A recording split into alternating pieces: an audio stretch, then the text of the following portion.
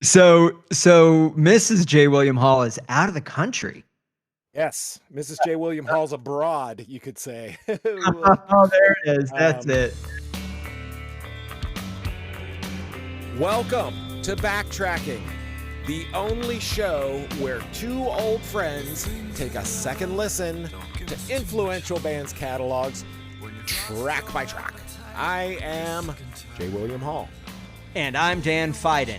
We'll be taking this journey together, providing context both personal and historical on some legendary bands.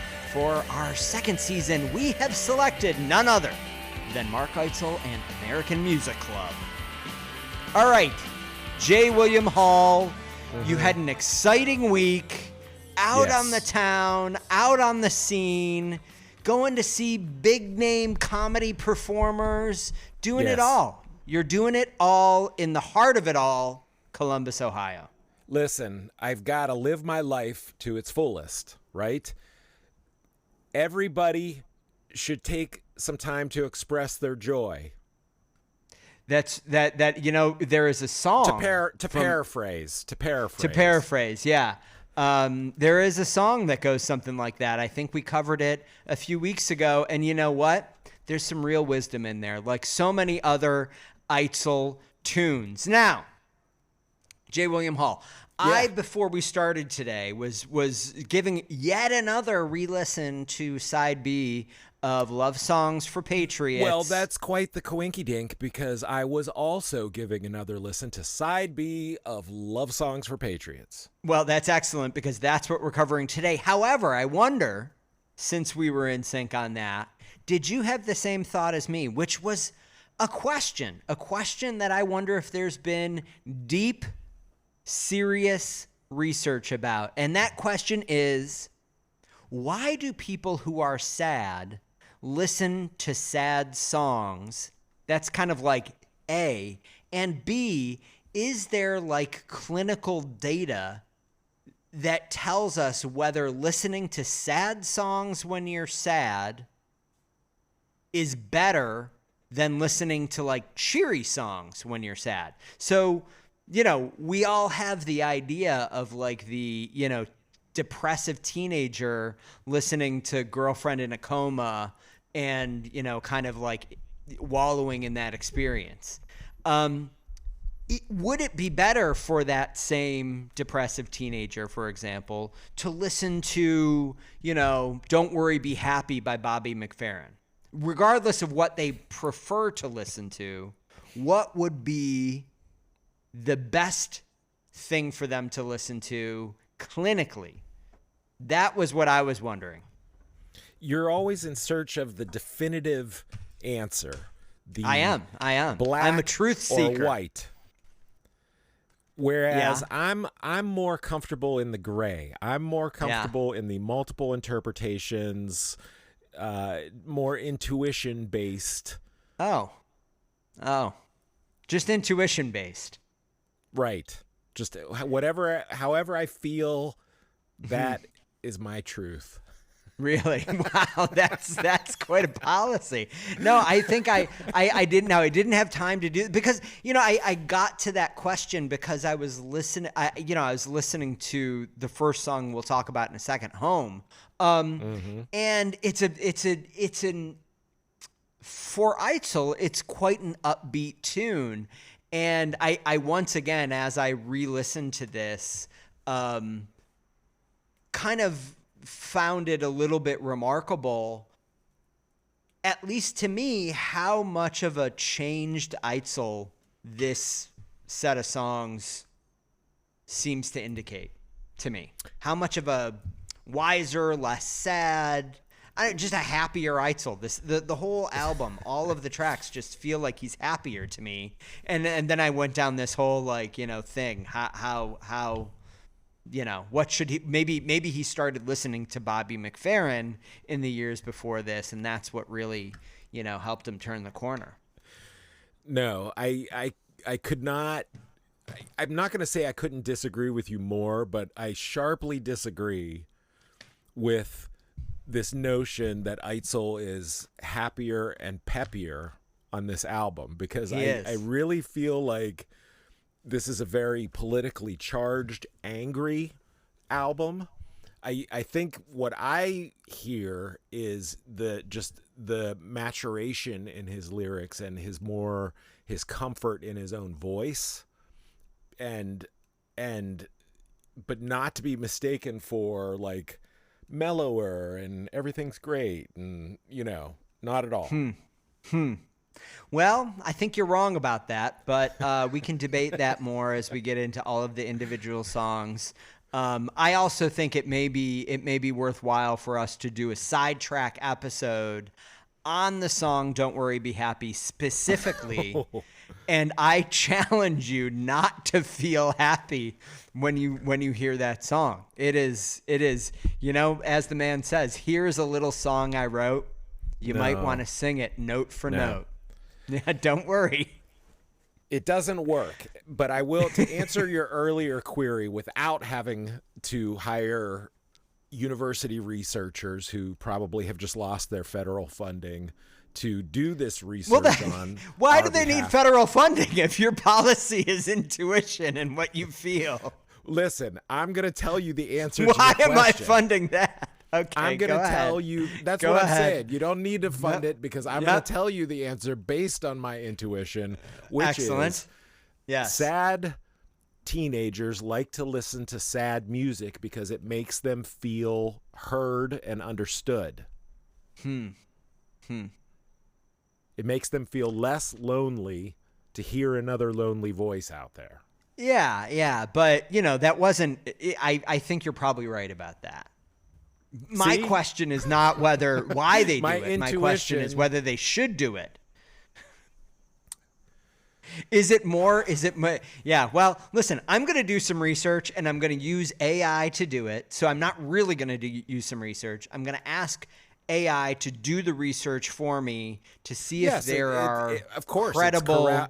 It's corralling all of the best information out there, the most current, the at the forefront of scientific thought. Yeah, and then I'm going to ask it to make a picture of you riding a donkey. Fine, do it. All right, listen, I think it's time for us to go in. The last thing before we get into this, I really do have to just kind of restate what I think I probably said abundantly in the first episode on this album. I think this is really a killer album, and I'm so delighted to have discovered and have this album grow on me. An AMC album after so many years that I just, it just feels like I'm kind of kicking myself that I like missed this album, because it's not good. Like you said last week, it's not good for a reunion album. I just think it's good for an AMC album. Right. Yeah, I agree with you. And I'm also kicking myself. One of the things that I've pondered about this album, thinking like, well, of course you don't fully agree with me that this is like a very political album, but I hear it that way, and I can't not hear it that way. Yeah. And, no, I think it's political. I think about the timing of it. I know, in my personal life, I think I said last time my oldest child was born that year, right before this album came out. And I'm sure I was distracted, at the time. Yeah, it's true. But, at the same time, I think I was also probably so kind of like also disenchanted with the state of, politics and the country at that time, and burned out on worrying about it or whatever, which I think is something that, people experience all the time, where they're just like, ugh, I can't doom scroll anymore or whatever. And so I wonder if in some ways this album was fighting against that a little bit. Like, we were already into a second W regime. Was it is that right? I just want to verify that. So he was elected in 2000, correct? Yes. So this was lost 2000. the popular vote, but won the Electoral College. Yeah, and so, you're well. No, actually, so 2004, This would have been a month before the election. Yes. Right? A month before the election for real. But he was, at this point, I do have to say, he was cruising to re-election. Yeah. I can't even remember who ran against him. Was it John Kerry? It was John Kerry, I think. It was John Kerry. Yeah. So this would have been the Swift Boat Veterans for Truth thing and all that. Yeah. John Kerry, arguably one of the most qualified candidates ever for president. And he got trounced. He got trounced in that election. But anyway, so this album was being created in that atmosphere of that rightward shift, in the country. And so I can't not hear it as political. And I forget what my ultimate point was going to be.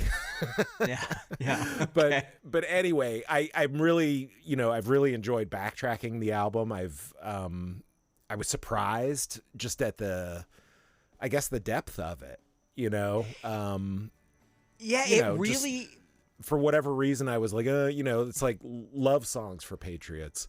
Only love can set you free. Love it. Like, I think something about it, when I saw the track listing was just, it made my eyes glaze or something. But, now that I've backtracked it and I hear and I understand the depth of it, it's a great album.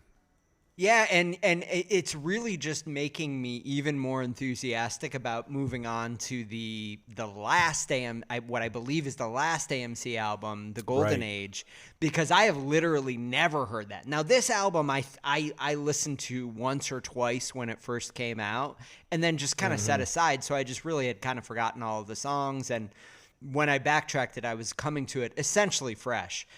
I have literally never heard a note from The Golden Age, and I'm really hopeful that it delivers half as well as this one, because I really do think this one has really snuck up on me. It's a favorite. But listen, we're spending too much time heaping too much praise on this. It's time to go deep, not wide. We are going deep. We are going to go in very deep and very hard, J. William Hall. Why don't we start with side B, track 1. This one's called Home. 4 minutes and 27 seconds. Let's listen.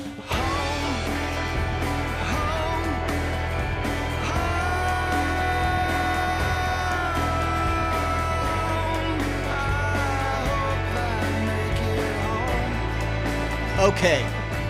Yes. J. William Hall. What did you think about the lyrics to this guy? So, this is a great opening song on side 2. Yeah. This feels like if they were gonna release a single, this could have been the single.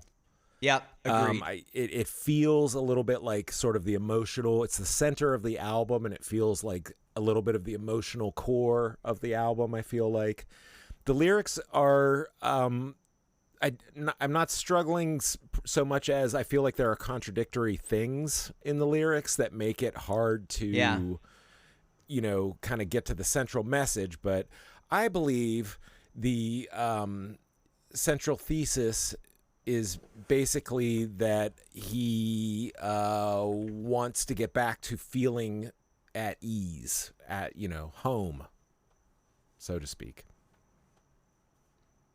Yeah. I would say that my feeling here is that this is an interesting and complex, classically Eitzlerian lyric.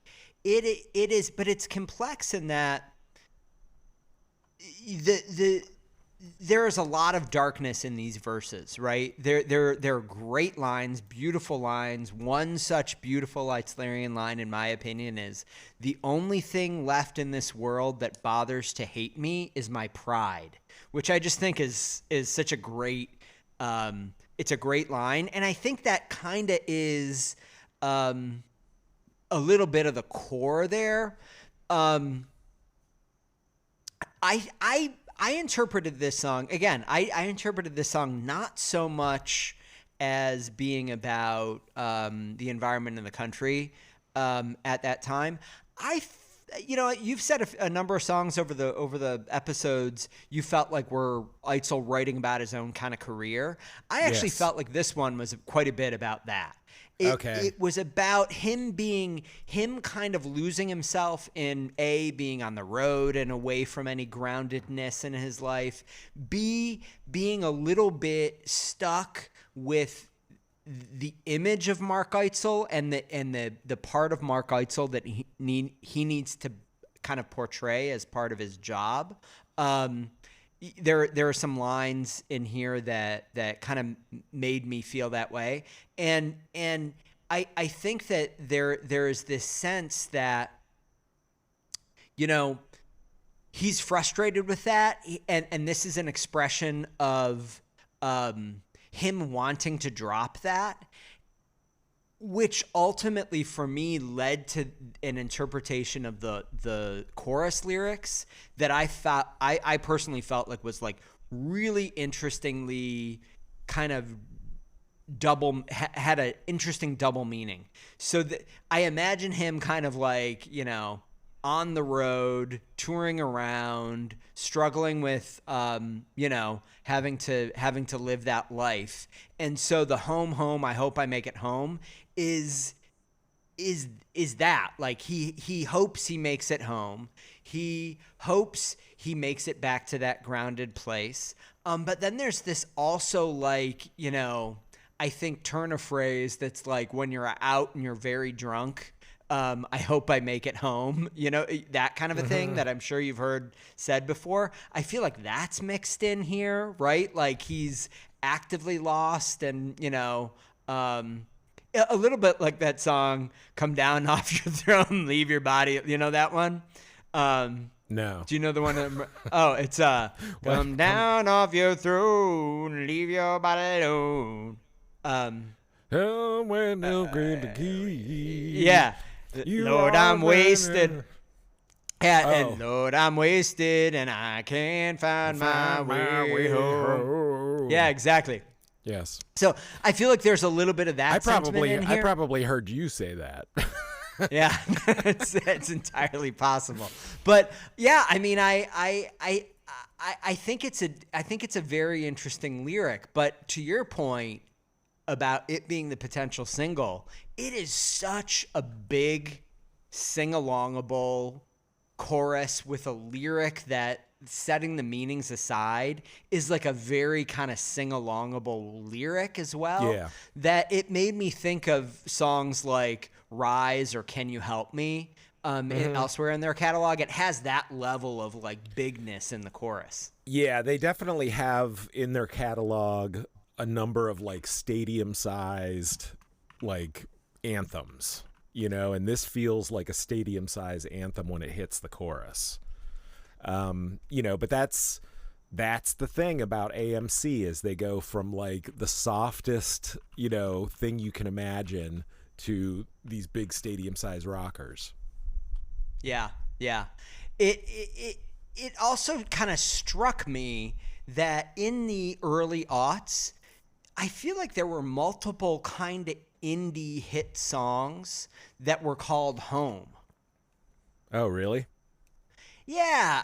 So the only one that I should have done deeper research on this. I really didn't do any. The only one that popped into my head instantaneously that I was like, God, I bet it was released right around the exact same time was the Edward Sharpe and the Magnetic Zeros song, the Magnetic Home. Zeros, yes. Yeah, you know that song? I do. I remember it. Well, no, you're laughing. You're not a fan of that song? You weren't a fan of that band? Just the name of the band made me chuckle because I mean, maybe they are still a thing, but I just feel like I haven't heard of them since back then, but they were huge for like a minute, you know? Yeah. You know, which is better? A band that gets huge for a minute and then kind of fades to obscurity and people chuckle at their name 15, 20 years later, or a band like AMC that never gets huge, you know, gets like hints of getting big and then you know, kind of fades out. Yeah. But then comes back for the comeback. Yeah. Yeah, it's hard to say. Anyway, a little bit of a sidetrack there into Edward Sharpe, but I think that this is an awesome side B opener. I do think it is probably the most logical single if they were to have had a single. Right. I probably would say Home, maybe followed up by Another Morning potentially, but. This definitely. I like it. I think the thing that makes this kind of the biggest, broadest, like single potential song on the album is that you can interpret it many different ways. You know, like I think anyone could apply that kind of, you know, chorus. I hope I make it home, like to themselves in some way. You know. Yeah. So. You know, but I will say that I uncovered an interview with Mr. Eitzel, in which he explains I like it. Here we go. The origins of the song. He says, the song emerged out of an encounter in a bar, of course, with a young, deep psychedelic house DJ who pestered the solitary songwriter by saying, "You know what your trouble is? You have to live with more love in your heart." Eitzel, furious and not in the mood to chat, told this interlocutor to take his post-ecstasy revelation and fuck off. The story's coda provides the key to the song. Eitzel says, "And I left and walked home, and I felt kind of bad because he was just trying to make conversation at a bar, and I thought the only thing left in this whole world that even bothers to hate you now is your pride," which was the start of the song, "and I made it home. I stumbled home." Yeah, he says at the end. Yeah. So anyway, that's where the song kind of rose out of. But, you know, in this anecdote, he doesn't say this is the meaning of the song. Like, I think that's he kind of leaves that sort of open, and you can interpret it. I think your interpretation of, you know, him kind of reflecting on his career, you know, has validation in the second verse, especially. He talks about being on the road and it dragging on, and just some of the lines sort of, you know, feel like maybe that's what he's singing about. But strong side B opener. Yeah, strong, very, very good song. So why don't we move right on though, J. William Hall? Okay. It's track 2, Myopic Books. We have to talk about this one. Mm-hmm. It is 3 minutes and 31 seconds. Let's go. One day I left my room in the evening. It was freezing, the sidewalk shining, but it was okay. I wasn't lonely. All right, so J. William Hall, here is a bit of information. All right, so we're going to have to talk a little bit about Myopic Books. So it is an actual bookstore. Where is it, J. William Hall? I know exactly where it is because I do my homework when I'm backtracking. Yeah. So why don't you tell us? Why don't you just tell us? It's on Milwaukee Avenue, Wicker Park, Chicago. Yeah, it is right there in Chicago. I don't know that I've ever actually been into it, or I don't know that I was in it when it wasn't very far from where we worked. And I feel like we sometimes went over there. There was like a burrito place that was like right across sort of that intersection. It was one of those 6-way intersections. Yeah. I feel like it was, you know, so I don't know that I ever went in there either, but I feel like I was in that vicinity a number of times. Yeah. Now, but the thing that was really interesting that I found out when doing a little bit of research that I didn't know is that in this time period in the early 2000s, Eitzel lived in Chicago for a couple of years. Yes, apparently that is so. I had no idea, and I know what you're thinking, and I think that you're probably incorrect. He did not move there hoping to cross paths with us.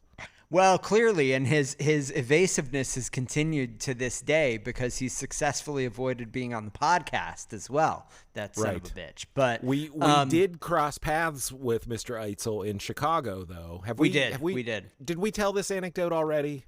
I cannot remember if we did. I'm sure. Well, I can't remember if we did or not. But why don't you go ahead, because we're halfway All in right. now. Hey, listen, Dan and I actually met and had a chat with Mr. Eitzel in Chicago outside a venue. I believe, was it called the Park West? I believe it was the Park West. Yes, and it was very kind of like 1970s sci-fi aesthetic inside that venue. Yeah, it looked like a spaceship. Spaceship inside of there. And he was touring with 3 other singer-songwriters. Yes, that's right. Gordon Gano from Violent Femmes. Yes. Jill Sobule, R.I.P. She just recently died in a tragic house fire, which is very sad. Yeah, terrible story. Story. R.I.P. Jill Sobule. And Graham Parker, I believe, was the 4th, who was kind of more of like a late 70s, 80s Nick Lowe, Elvis Costello, I want to say. He was somewhere in that kind of area.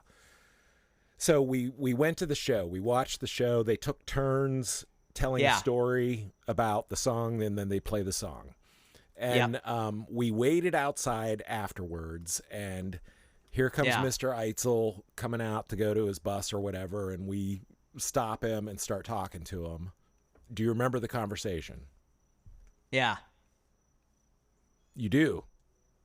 I may have had a couple of drinks that night if I remember correctly. But I remember a little bit of the conversation, and I remember one element of the conversation most cleanly. But go ahead, you tell the rest of the story, and I'll interject with my little bit at the end. The only part of the conversation that I remember is they had just announced, or I don't even know if they had announced it yet.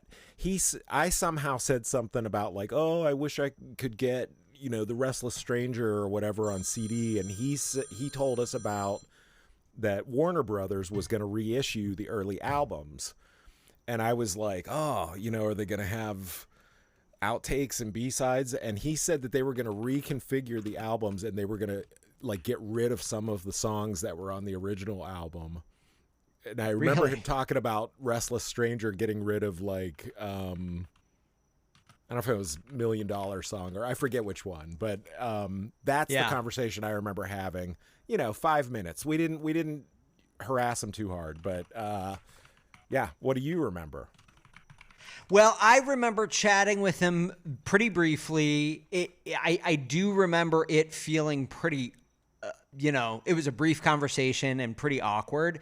And I remember we were, I don't know if it was, I'm sure it was both of us, but I remember being kind of complimentary, as one might be if you're waiting outside to talk to somebody after they perform, right? And it was very awkward. And he kind of like looked around in his pockets for something to give me. And he ended up giving me a fortune cookie in a wrapper. Really? Yeah. And I still have that fortune cookie in the wrapper here in my office. What did the fortune say? I never opened it because it loses all of its value once you open the wrapper. What if he passed you a message and it's like, I'm looking for a drummer. You will die on. Yeah, what if it's I'm looking for a drummer? How would he have gotten that inside of a fortune cookie in like a plastic wrapper while I was sitting there? Wouldn't that be a perfect way though for our storybook version of Mark Eitzel to ask you to be his drummer? You know what? Maybe I will find that fortune cookie in my kind of chest full of weird shit, and we can open it and read the fortune live on the season finale. Wow. Okay.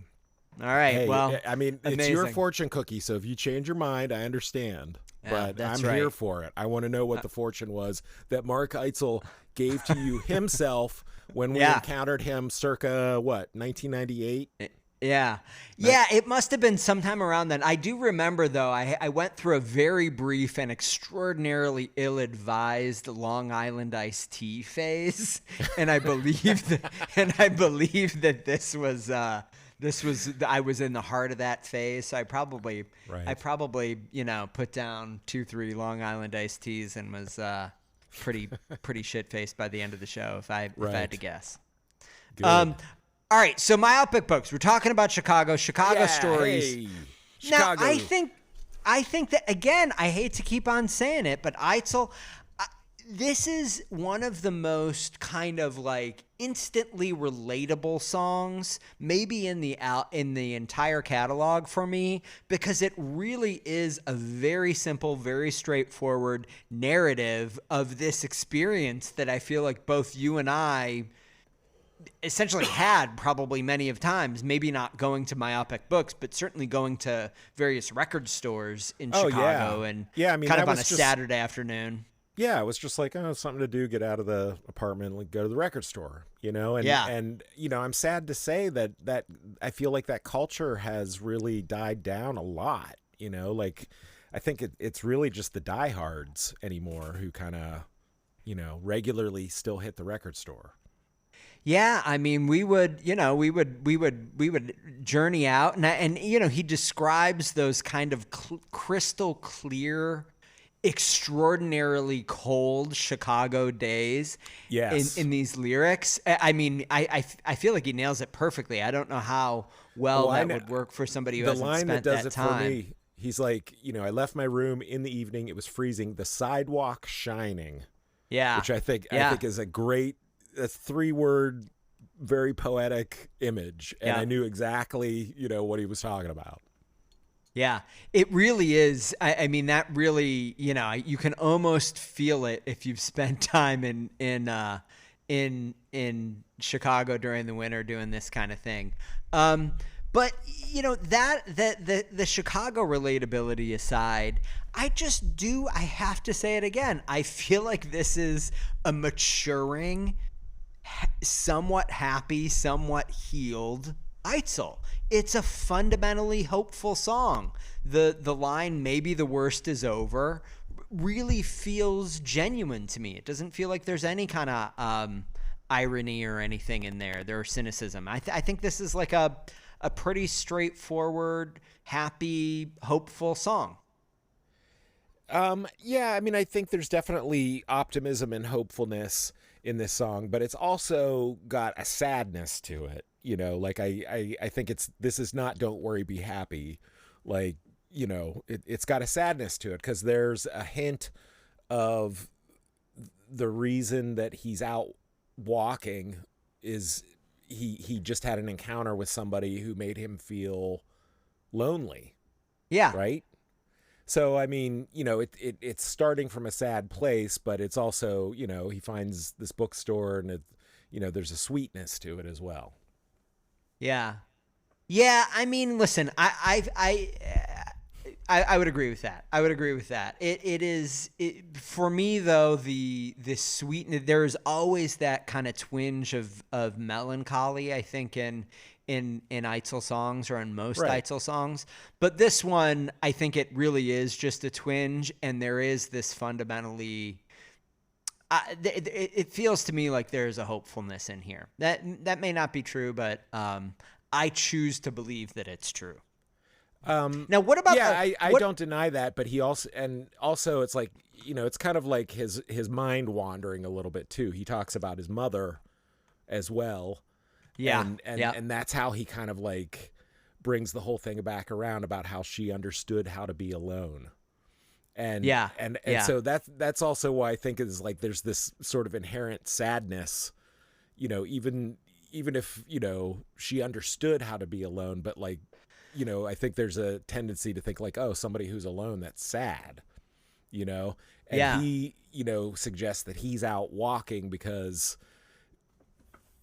he feels alone or whatever, and he has to go somewhere where he doesn't feel as alone, and so he goes to this bookstore. Yeah. Yeah, well, fair enough. Now, the music, though, I want to listen, or I want to talk about. It is an extremely simple song with a very memorable, almost annoyingly memorable melody. It reminded me. You said annoyingly memorable. Yeah, and I don't mean that's going to come across worse than I intend it to be. But you know those songs where the melody line is really pretty simple but catchy, and it is heavily repeated. I think that this is one of those songs. I don't dislike the melody. Yeah, it's like sickly It's sweet. sing-songy. Yeah. Da da da da da da da da da. And you know what I mean? It really is like that kind of again and again.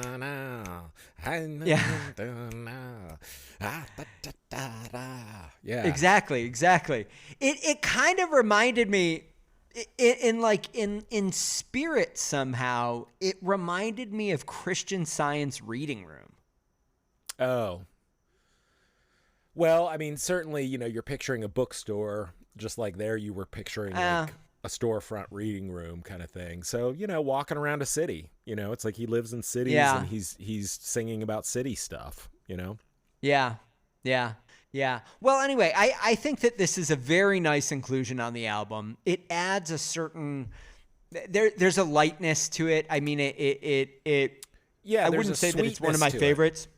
Yeah, exactly. There's a sweetness to it, and that's something that I do think is a sign of his, maturing songwriting. He's not afraid to let the sweet side come through as well as, the sometimes bitter and ugly side, like it's all. So yeah. All right. So shall we, are we okay to move along to the next one here? This is a tough one that we're going to have to tackle. Okay, let's do it. All right. So the third track on side B, it is called America Loves the Minstrel Show. It is 4 minutes and 21 seconds. It's not political at all. We should go ahead and give it a listen. Wake up, it's time for me to go. America loves the minstrel show. I don't. Okay, J. William Hall, why don't you tell us about these lyrics? I have a feeling you're going to interpret them as being political, so go ahead. No, I think that he's just singing about this person he knew whose name was America and how they like to go out and be entertained at minstrel shows. Of course, it's a political song. It's right there in the title. The thesis is the title, and it could not be more true. And it's only gotten more true over time. Yeah. Like I feel terrible for Mr. Eitzel. He was angry enough with the situation in this country in 2004 or 3 or 2 or whenever he wrote this to write this song, and flash forward 25 years and 20 years, and it's what the fuck is really all, anyway. I think that this song is an indictment of kind of not even the concept of America, the reality of America. And our politics and our culture and how obsessed with stupid fake versions of reality we are. Yeah. I mean, listen, I think that this is probably, in my estimation, this is probably the most on its nose political song on the album. Yes. It's the most straightforwardly political song on the album. Yeah. But I do. All right. So but I like it, and I think it's interesting, and I do wonder.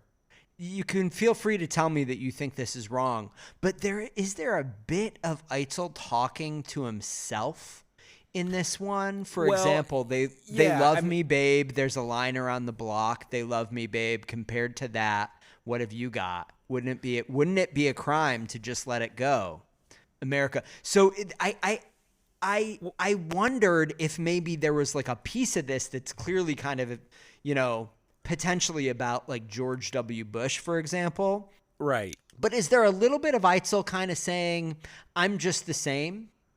I'm just a minstrel here as well?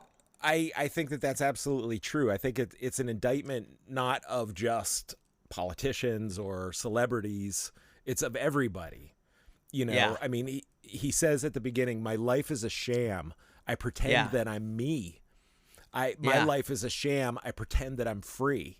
Like we're all trapped, in a sense, or caught up in this, thing called America that, we can't even agree on what that thing is exactly, but the obsession with celebrity culture, with, I mean, look at our presidential elections, what these candidates have to do to win people over. They're not even talking about like policies and like how they're going to run things. Like it's all, sound bites and just stupid shit, like celebrity shit around them, as opposed to reality, as opposed to tackling the issues like the Jones Act, which are clearly the issues that we need to be talking about, but nobody cares because it's the Jones Act. When's the last candidate who even mentioned the Jones Act in any speech whatsoever for president? I can't, you know what? I don't know, but I'm going to do some research and I will let you know.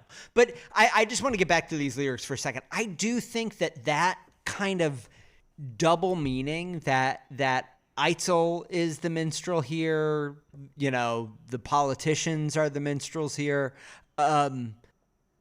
I like that kind of, as straightforward as these lyrics are, I think, especially relative to the song that I think is kind of the obvious like flip side to this song, which is Patriots' Heart, right?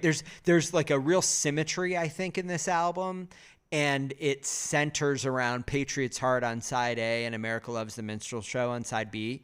I think this is a much more straightforward set of lyrics than Patriots' Heart, but it shares some of that kind of conflictedness, this dissatisfaction with maybe the state of the world, but also a dissatisfaction with oneself. Right. That I think is really what makes these stand out. Yeah, he is not just like, this is bad and I'm going to talk about how bad this is. Like it's complicated, and his lyrics are complicated, and that's why they require, reading them and thinking about them and talking about them, like to kind of like work through like everything that he's really getting at, in songs like this, especially when you're talking about like an entire society, you know. And this is not, I mean, this is not Rage Against the Machine here, right? Like there's something much more interesting and serious about it, I think. Yeah. Now, what about the music? I think in this one is so strange and interesting. So are you okay to kind of move on to that topic from the lyrics? Yeah, let's talk about music. Okay, so this song starts, before the rhythm section comes in. It's a very kind of straightforward, swaying, almost maritime feeling 6/8, right? Which is something that Eitzel tends to write in pretty frequently. But in that second verse, this very angular drum and bass part come in that is really it's really like a 4 over the 6, and it gives it this strange kind of propulsive feeling against the swaying 6/8 that Eitzel is singing in and playing guitar in. Did you kind of catch that? It's just such an unusual thing for the band to do. Yeah, I didn't. I'm glad you broke it down on what they're actually doing, but I definitely like when the bass and drums kick in. It's unexpected. It's weird. It's not what you think you're gonna hear. Like it's like completely different. And the bass it's that same distorted bass from the beginning of the album. So that's like sort of tying or throwing back to something on side A as well. It's an unusual sound for them. Yeah, and you know, it is just not the kind of thing that AMC. Well, I don't know. I could be wrong, but it doesn't feel to me like they do things that very frequently that are kind of intentionally strange musically. Yeah. And this feels kind of intentionally strange. Now, it completely changes the feel of the song from the first verse to the second verse. That first verse, I think, really feels like it's going to be an almost, what holds the world together, kind of a swaying, sweeping song. Yes. And then that second verse comes in, and it's just, Danny's playing this kind of moving bass line that's very interesting, and the drums are doing, this kind of 3 or 4/6 thing, and it yeah, it's just a very unusual song that when that shift happens, it leaves you, or it left me feeling disconcerted more than anything else. Yeah, it's definitely herky jerky, and it feels a little like industrial almost. Very Radiohead like, actually. Yeah, now that you mention it, it does. It has a little bit of mathiness to it, I guess. Yeah, that, it really you feels don't like this usually is a hear. song. Yeah, it feels like it's a song that kind of like they listened to OK Computer. Radiohead did a lot of this stuff on OK Computer, right? And it really feels as though this song in particular, it has like a bit of, that kind of post OK Computer Radiohead influence to it.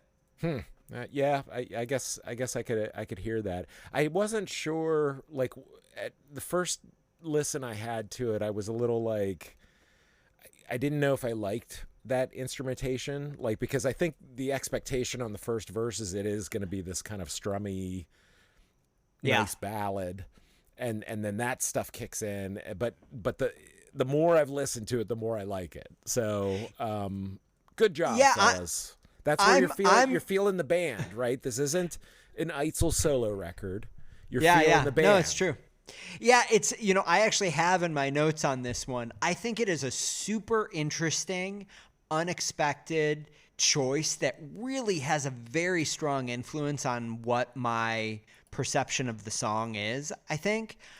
But I'm not certain that I do have this question in my notes. It's like, would it just be better as a straight 6/8? You know what I mean? Like, would it feels like it's such a strong song and a strong melody line, just kind of at the basic level, that I wonder why they decided to make this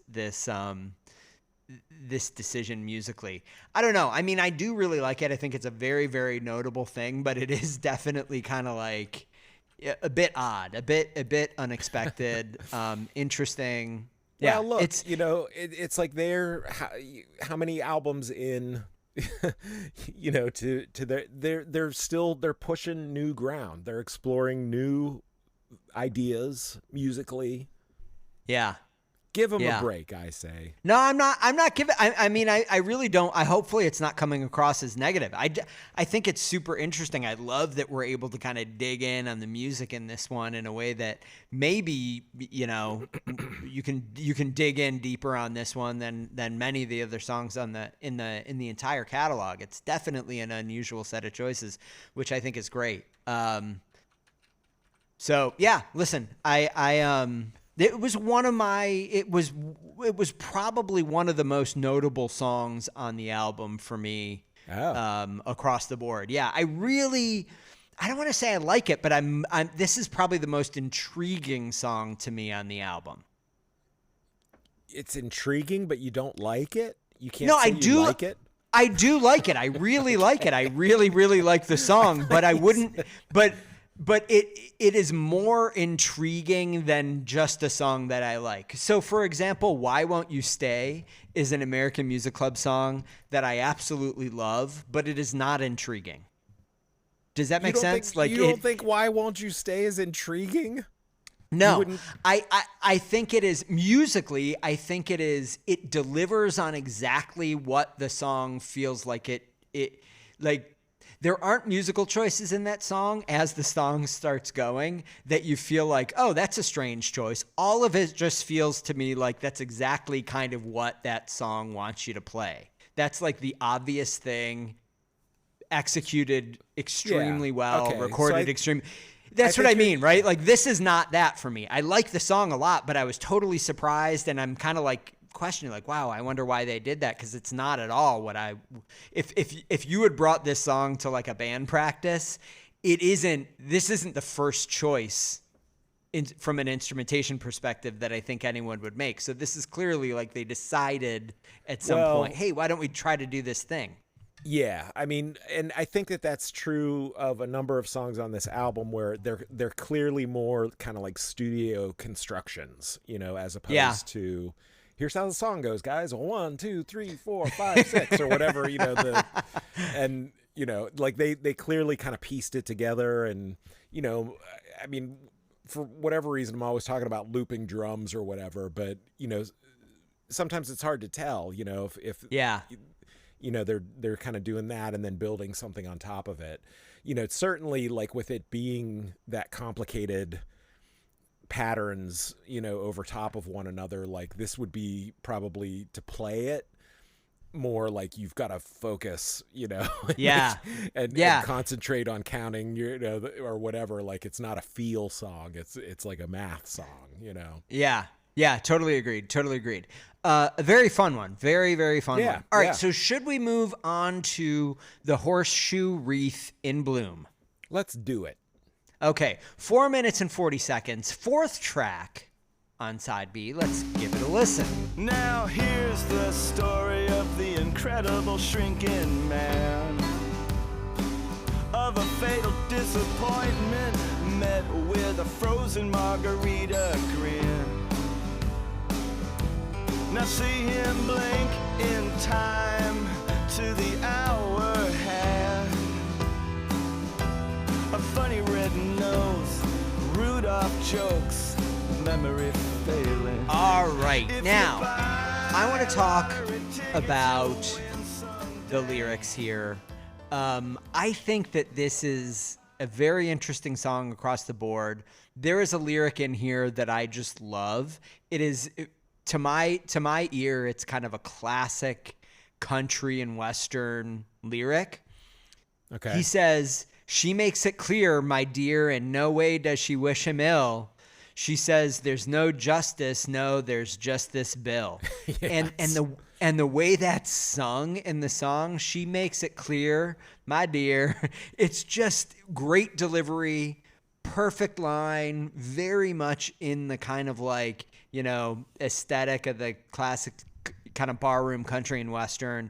I just love it. Yeah. Great line. I highlighted that one as well. This is like, if you have your AMC bingo card for the album, this would check the country Western kind of bar stomper kind of saloon, it's got the saloon piano. It's in the spirit of Gary Song or Crab Walk, I would say. Exactly. It has a lot of that. But now to move on to there are a few other lyrical things. Maybe we can come back to them if we want to. But while we're on that kind of topic of the kind of song this is, that kind of country and Western song, I have to admit to you, when this song started playing, at the kind of my first full listen when I was backtracking it, this song came on. I wasn't looking at my phone. I was doing something else, but I had headphones in. And when this started playing, I thought the album had ended and my music thing had switched over to a Cracker album. Oh. It just sounds so much like Cracker to me for some reason. Well, and that is not a band that like I love, but man, it just like, I was like, whoa, this is Cracker. I actually looked at my phone and I was like, did this switch over to a Cracker album? There are some similarities. I mean, certainly that's a plausible thing to think. I think, just instrumentally, and the way the song kind of kicks in is this, kind of, saloon stomper. Of course, Cracker was born out of Camper Van Beethoven, which is another California band that was kicking around, the same era as early AMC. So I think it's that Bakersfield sound, that Bakersfield country sound that has gotten into Camper Van Beethoven and then Cracker, and it got into AMC as well. Yeah. Yeah. I think, when you compared it to Crab Walk and Gary's Song, I think that nails it. But I also think that the band executing that style of song here, it really works, I think, better than... I don't know that I like it better than either of those two songs necessarily, but I think that this style, somehow their execution of this song fits in a little bit better with the rest of the album than either of those songs do. Oh, you think those ones kind of stick out? Well, like, not sore thumb, but like, lightly bruised thumb. Yeah, exactly. I think earlier in their career they do some songs like this, and one of the issues that I probably expressed too much in those early albums is there doesn't seem to be a very consistent aesthetic. I know that they're a pretty they're a band that's interested in a lot of different musical styles, and that in and of itself is interesting. But I do like it when there is a somewhat cohesive aesthetic for a band, and I don't know that they always achieved that in the early albums, and I think frequently the biggest culprits are like those songs, you know what I mean? And this one doesn't feel like it sticks out from the rest of the album at all for me. Well, but at the same time, you just said you thought it was Cracker. No, I think that's true. Listen, it's true. I think that is true, and I also think it somehow sits in the album better than maybe Gary's Song fits in with that one. Oh, see, I always thought Gary's Song was integral to Engine, and it was part of the DNA of the band. Was this kind of like overt country bar rock, or not even bar rock, but just like old time country kind of feeling. Yeah. Yeah. And I think that that's something that, if I'm not mistaken, after Crab Walk kind of disappeared for a while, right? Like Mercury and San Francisco. Am I missing something? Like, I can't remember like a really, Well, I guess we've got, I'm trying to think of let me look at these track At any lists. rate, I'm trying to think if there's the perception is that it's been gone for a while. So this Yeah. is sort of Yeah. like a return in some ways to that earlier spirit, Yeah. that I think that's earlier right. sound. But Yeah. I agree with you that, production-wise, this doesn't feel like, to me, it didn't seem like an outcast or like, oh, this one's not like the others, but it is the most kind of like, just the way it kicks in, it sounds more kind of upbeat, boy howdy, Yeah. Yeah. Yeah. I like this one. I think it's pretty good. It's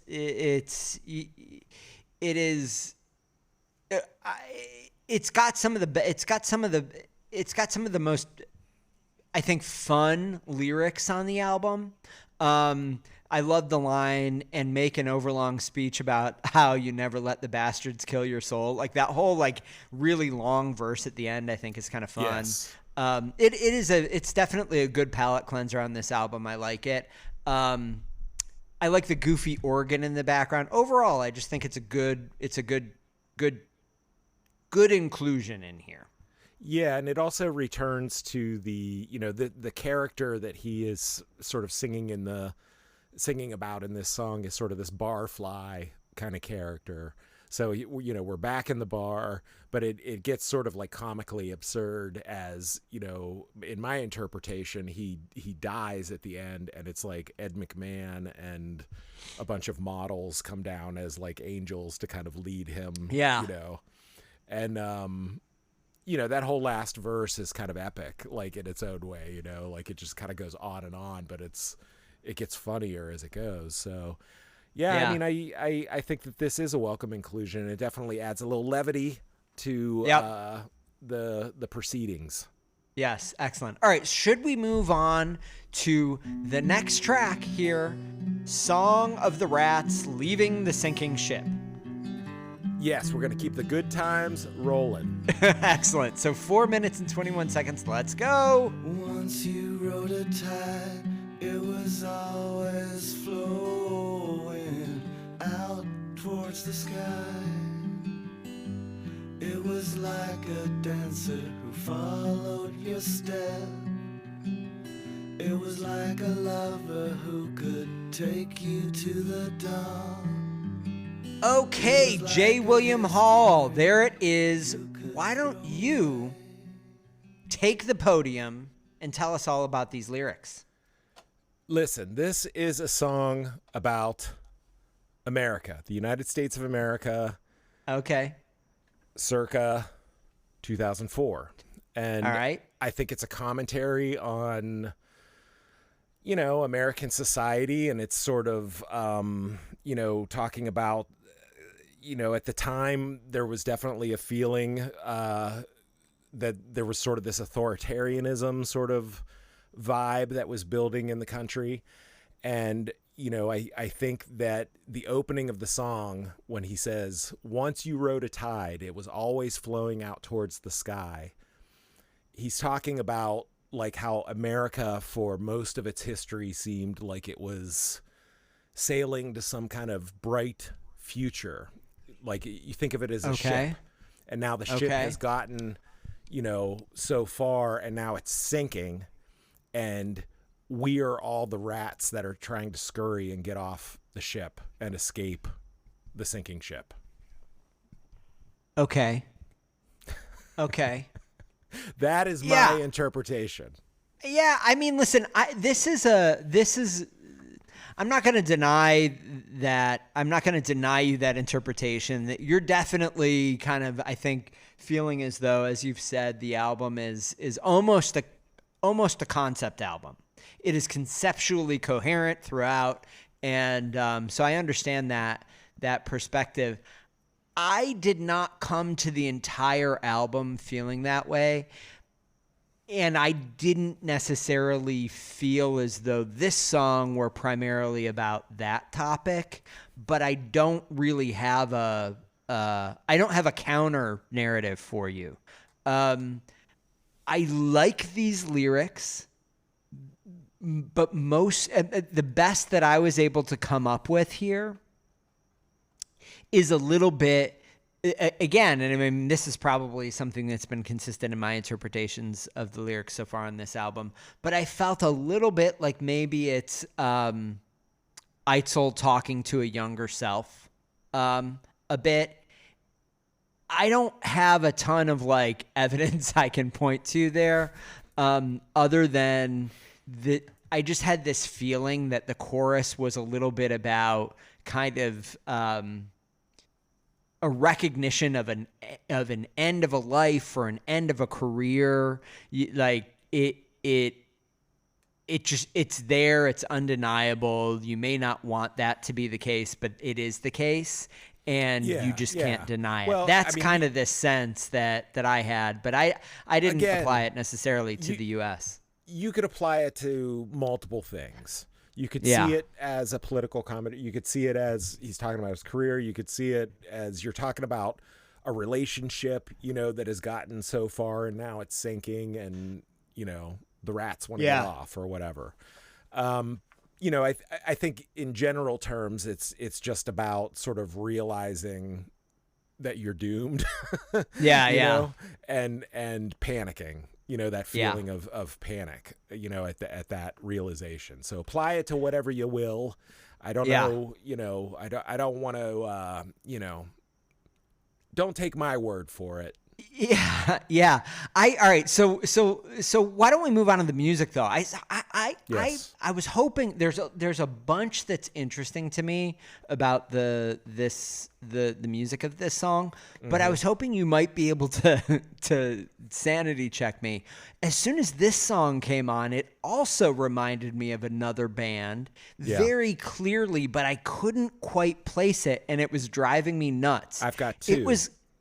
Okay, it was. Can I just throw out a couple? Like it was some. It was like somehow somewhere around the like Fleet Foxes, Lord Huron kind of okay. world, like yeah. that. But I don't know how to describe it. That I was like, God, it's something in there. Well, it's sort of this, very English, British, Baroque. Kind of classical guitar, sort of finger picking, like Nick Drake, or Richard Thompson, and it also. But the two artists that contemporaneous-ish that it reminded me of were Red House Painters, okay, and Elliott Smith. Oh, okay, interesting. I didn't get the Elliott Smith thing. Yeah, it reminded me of that. What's that Elliott Smith uses? Everyone is gone, oblivion, something. Oh, one of his early ones with the finger picking. It's the finger pick guitar and a soft, kind of melodic voice over top, and that's kind of what Eitzel is doing here, Yeah, but I will say that those kind of whispery vocals, was it doubled? Did he double his own vocal line on this? I thought maybe he might have. Are you talking about the harmonies on like when it's like the chorus and he's like octave, he's like singing at an octave higher? Yeah, there's definitely that on the chorus. But I was just wondering if the whisper parts in the verses, there's actually just 2 tracks of him doing it. He's just double tracking it. Yeah, he may have double tracked it. I don't know. Because that's not something that I feel like Eitzel has really, that I've noticed that he did much throughout the catalog. Yeah. Doubled his own voice, which is, again, something that like Elliott Smith did kind of always. Right. And maybe that's what it conjured for me. Maybe that was the sonic difference that I was like, sounds like Elliott Smith. Yeah, I don't know. I mean, it definitely like was itching something in my brain that I couldn't quite put my finger on, but I really like that. I really like the musical approach to this song. I feel like it is a somewhat foreboding and very memorable chorus, but across the board, I just think the tone and the approach that they took to recording this, I really liked. I thought it was yet another strong tune on side B. Well, and also it's another instance on this album in which they kind of do like one of these more kind of somber, soft, quiet songs following like a big rowdy song. Yeah. Which I think, that's the cool thing about this album is that it really does feel like it covers the breadth of different styles that ANC has dabbled in over the years. And, some may say that they dabbled too much in too many different things. And that's part of what made it hard for people to latch on to them or pigeonhole them, Yeah. But I think that, of course, that's the strength. And I'm so glad that that's demonstrated on this album, and I think, Eitzel's solo albums, I mean, we've talked about their merits up and down for the last however many episodes, but like, because this is a different group of people, there's something different about like what they conjure together. And, I think it turned out wonderfully. Good job, fellas. Yeah. I would definitely second that. I think that that overarching comment is very true about both AMC and the variety of styles that they approached over the course of the career. But also, obviously, that is definitely present here. But I'm going to stick by what I'm saying. The variety is present, but somehow, whether it's a consistency in the recording approach or something, somehow this album feels more cohesive to me than any album prior to Everclear. And I just think it's probably a better album in my mind than Mercury in San Francisco. But, we'll see when we get to the Tournament of Champions. Yeah, when we get to the Tournament of Champions and you have to carve it into wax cylinder forever and ever. Yeah, we will. All right, so listen, final track on side B. It's time. I can't believe it's time, but it is time. The Devil Needs You. This is an epic. 7 minutes and 37 seconds, J. William Hall. Do you have the endurance? I hope so. We're going to find out together. All right, let's give it a listen. You take the high road, I'll take the low. Don't ask me for direction, all I've got is for show. You're beautiful,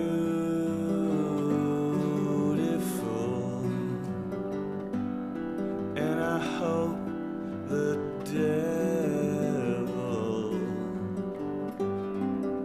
never tries to free you, never, ever needs you.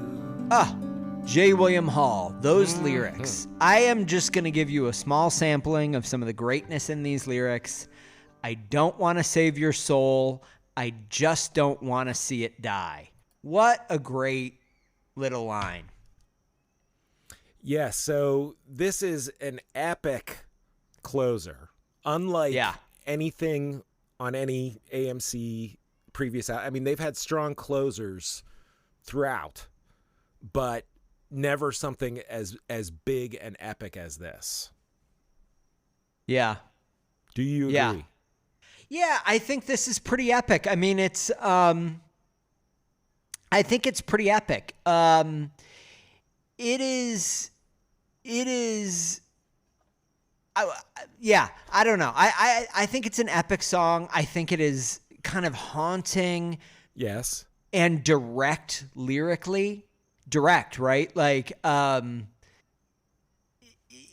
what is your interpretation? Let's hear what your hot take on the lyrics. This was one that I may have imposed too much narrative on top of. Okay. Too much literal narrative on top of. That's what we do. But I got the distinct impression this is a song that these are lyrics that were written by him to a closeted gay man who is potentially religious and married and concealing that, kind of closeted, and he's not closeted.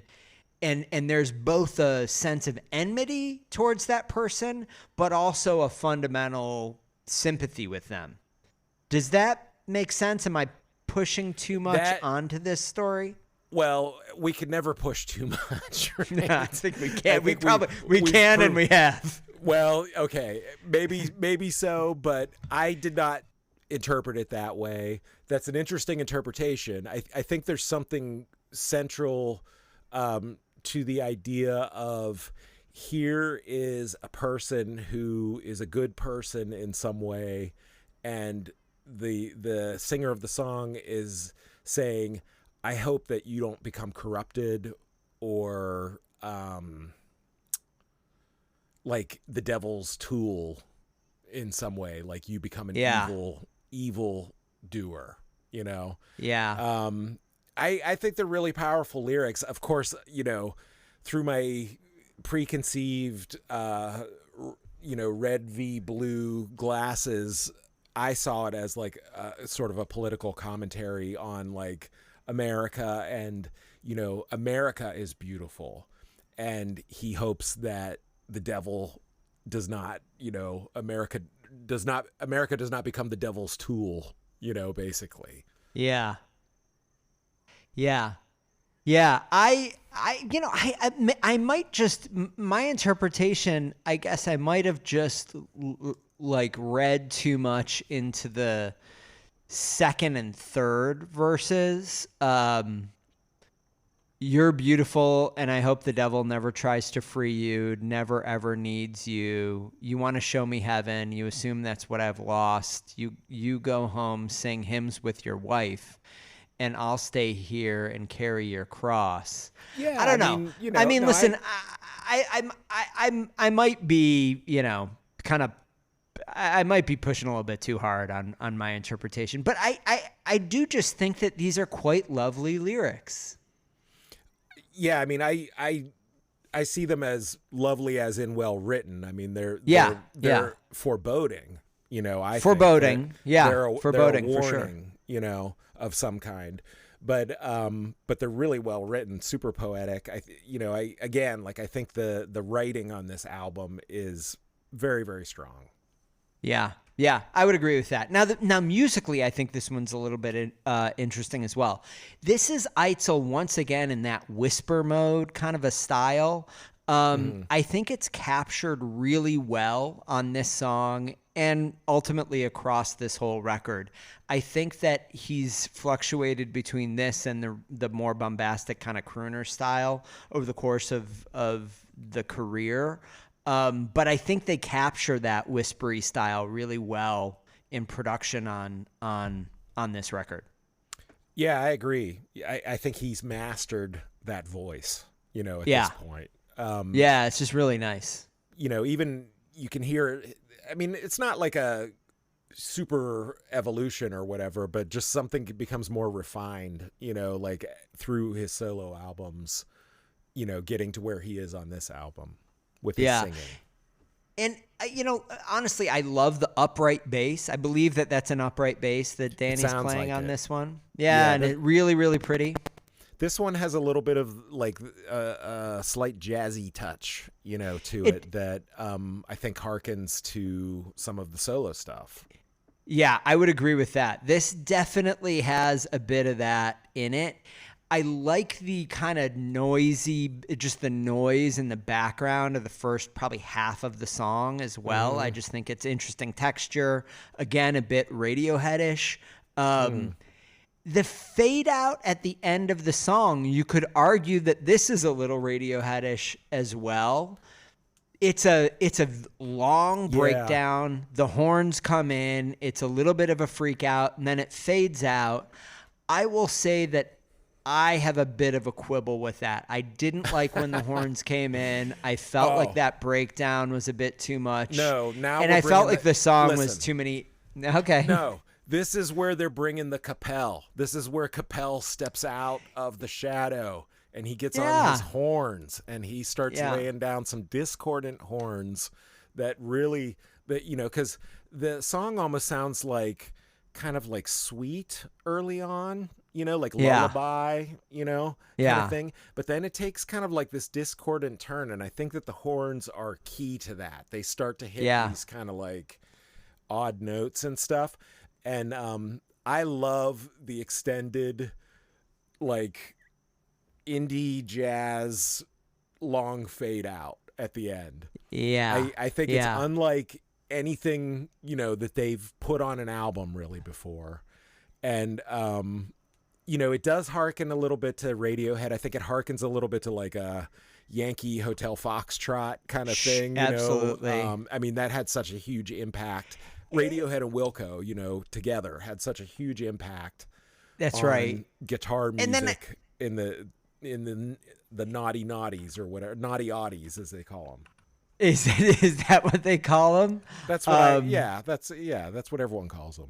Yeah, I think there's other stuff that really probably was ultimately influenced by those two records that you just listed, but that was contemporaneous to this probably, and I felt like there was potentially a bit of influence there, like Arcade Fire, for example. You know, a bit more of these kind of big, large, big bands. Big indie. It's not super highly polished. It has a garage feel, but like big bands with lots of instrumentation. Big feelings. Yes. Yeah. All right. Well, listen. I love the. So I think we can probably agree then, after your comments about this, that they should really have just kind of cut this down to a tight 5, get the album under an hour, right? No, I disagree. I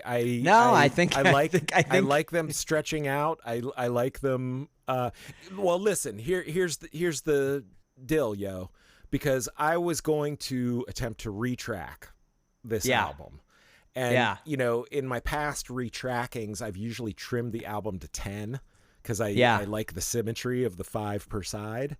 But I started to kind of think that through a little bit.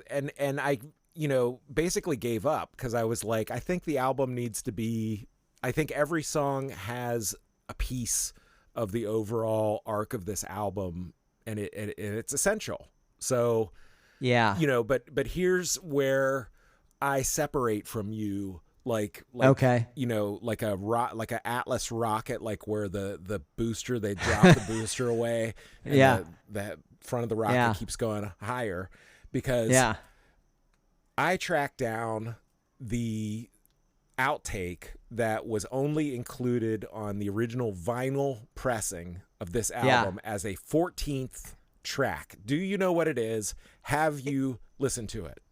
It is 1,000 miles. Oh, you bastard. It's 1,000 miles, and I've listened to it, not this version, but I've listened to it because we covered it on one of the other episodes. I believe that's on Super Hits International, is it not? Super Hits under a different title, slightly. 000. I think that was a typo, but okay. All right. So what did you think of that one? I'm glad that is like, if you were going to cut one song from those 14, that was the one to cut. Like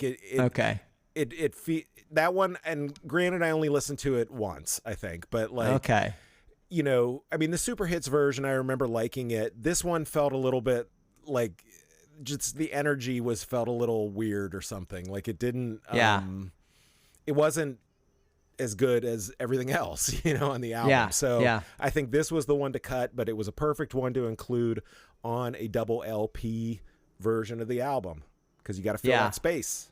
All right. Well, listen, speaking of filling space, J. William Hall, it is time. I can't even believe that it's time, but it is time. It's time for you to shine.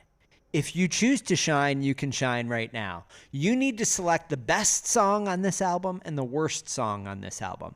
It's going to be difficult because it's always difficult. But I think you're up for it. Please begin with the worst song on the album. See, you always you always twist it on me. You're like, you're going to pick the best song and the worst. And so I'm thinking best song. And then you're like, now pick the worst song. And I'm, listen, jeez. Champion doesn't let themselves get rattled by this stuff. That's not true. That is a champion comes hyperbole. Ready to play. That a champion comes ready to play. That is a late stage capitalist fantasy. All right. Wow. So we're going to go with the worst song on the album. I'm about to decide. I'm getting close. Okay. I am going to go with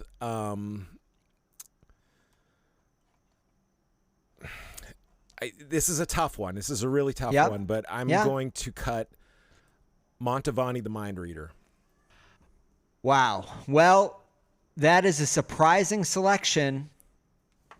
It is a surprising selection, and it is the incorrect selection, J. William Hall. I knew you were going to say it. It is absolutely the incorrect selection. The correct selection, the worst song on this album, is Love Is. Love Is. That is track 4 on side A. It isn't a bad song, but it just isn't quite fundamental to what makes this album work, in my opinion. There are some nice moments, but it's a forgettable song. I disagree. I think some of the most beautiful moments on the album are in that song. Well, I you can disagree if you'd like, but it doesn't change the fact that you stepped up to the plate, you got rattled, you swung, and you just missed. Hey, you just missed the ball. You missed the ball. It's not about hitting the ball or missing the ball. It's about what you do next. Okay, well then here is the second pitch, J. William Hall. You can get yourself comfortable in the batter's box, in the proverbial batter's box. You hit your cleats there with the bat, and you kind of, get your you spit on your hands maybe, and take a few cuts outside of the batter's box. But now it's time. It's time in a high pressure situation to settle in and wait for the pitch. Here comes the pitch. What is the best song on the album, J. William Hall? I've got my bat held high and I'm about to swing it really hard and I hit the pitch and it says job to do. Wow. Okay. That is really song on the album Out of the Park. That is not even that is no. Into the river, job to do. I'll tell you what just happened. You swung, you completely missed the ball. The bat flew out of your hands, unfortunately, and rocketed down the third baseline towards the stands. And oh my God, it's hit a child. The bat has hit a young child just at the ballpark to enjoy a day with his family. That's and impossible. It's turned into tears and injury. This is AI. This is Russian misinformation. No, that's not right. I'm going to tell you what their best song on the album is. I'm going to tell you right now so that you can go and think about it. The best song on this album is indeed Mantovani the Mind Reader. It is the closer of side A. It is the song that it's the best song on the album. No, there are 12 superior songs to that one on this album. Even though I like that song, it's a good song. It's a great side one closer. Okay, it's a good lyric. Yeah, there's something sleepy about it for me. Like that's what I kind of What could be better? What could be better? You know, is there not something sleepy about some of these other American Music Club classics, like, for example, Big Night? No, Big Night is cut through with tension. No. In the Shadow of the Valley. I mean, come on, so many great slowcore classics. This is a terrific song that you clearly haven't had an opportunity to wrap your head around. Well, yet. But listen, here's my solemn But I think pledge. you should. Here's my solemn vow to you.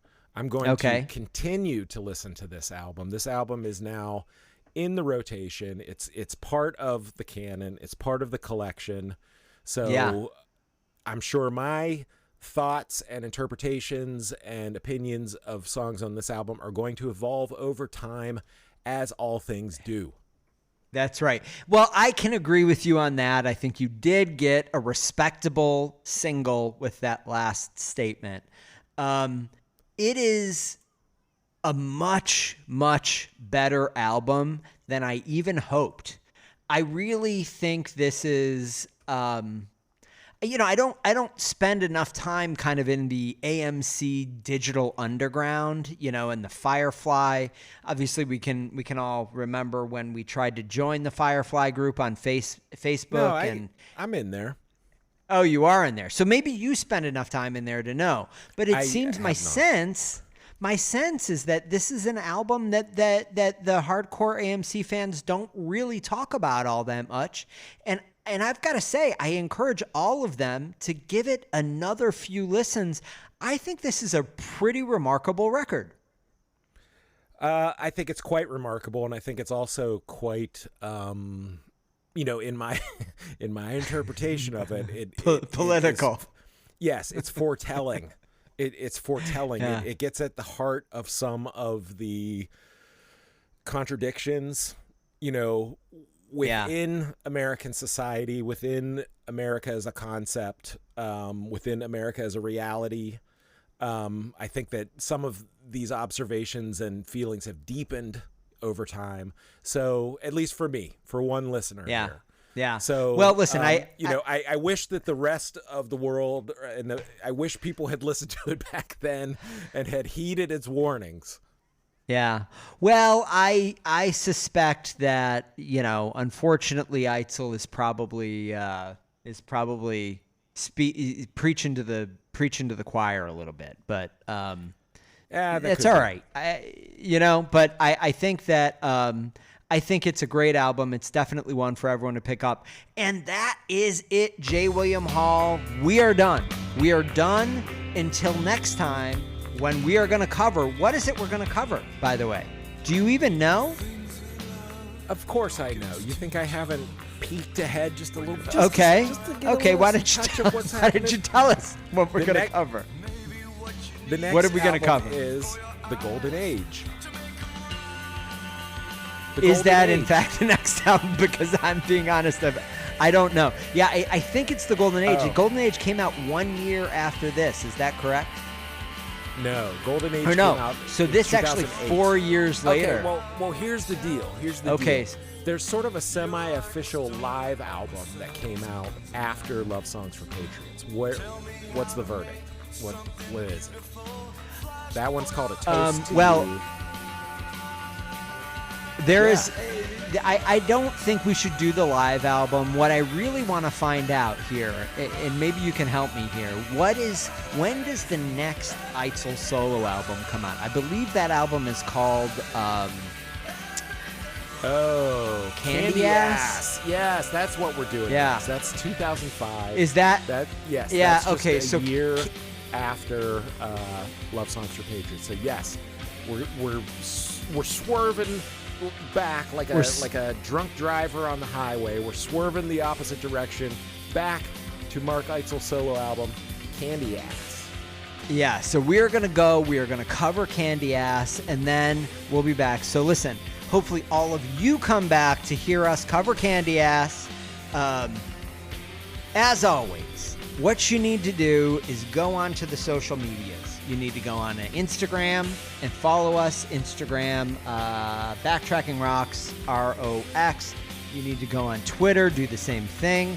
You got to share it. You got to subscribe. You got to review. You got to do all of the shit that you're supposed to do. I'm not going to go through it like you're some child. If you're not on those networks already, you need to sign up. Get an account. It's easy. They'll take all of your information. They make it so easy. Yeah. So do that, and then you can after you've followed us, you can participate in the vibrant conversation that happens on those social media platforms. It's where all the action is. All the action. You can talk about the Jones Act. Why don't you talk about the fucking Jones Act for once? And then send us an email. It's gmail.com is the service that we use for our email. And our username is BacktrackingRocksROX. So do that. Do all of the things. Follow Mark Eitzel on Instagram. Send him a direct message telling him that he should appear on this podcast because it's a terrific podcast. Hey, and then that's it. Go to his Bandcamp page and pay the man his due money for his many solo offerings he has there. There's also an American Music Club Bandcamp page where you can download otherwise out-of-print albums and rarities. Yes, we all love rarities, so get yourself some rarities. And so, until next week, J. William Hall, thank you, as always. Hey, thank you, Dan. All right, we will see you again next week. Bye-bye. Bye.